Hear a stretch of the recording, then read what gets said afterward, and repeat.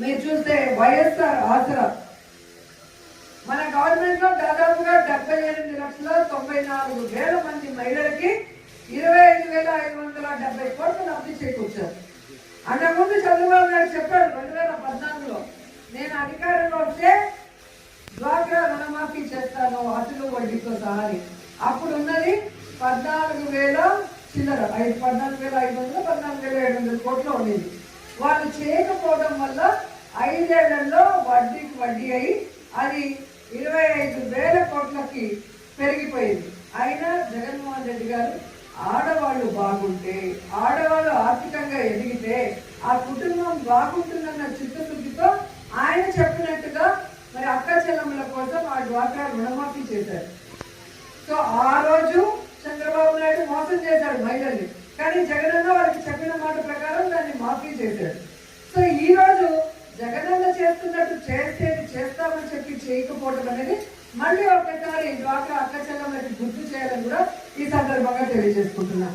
అలాగే మీరు చూస్తే వైఎస్ఆర్ చేయూత 45 ఏళ్లకు పైబడిన ఎస్సీ ఎస్టీ బీసీ మైనారిటీ మహిళలకి ఏ విధంగా మరి చేయూత ద్వారా దాదాపుగా 26,99,000 మంది మహిళలకి 19,189 కోట్లు లబ్ధి చేకూర్చారు. ఎందుకు?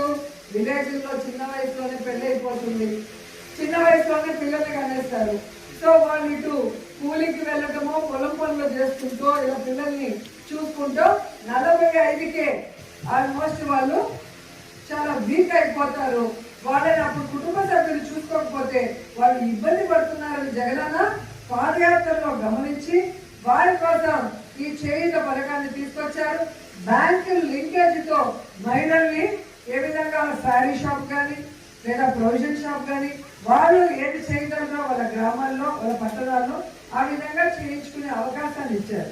లేదా ఆవుల్లో మేకలో పట్టుకొని వాళ్ళు జీవనోపాధి చేసుకునే విధంగా చేశారు.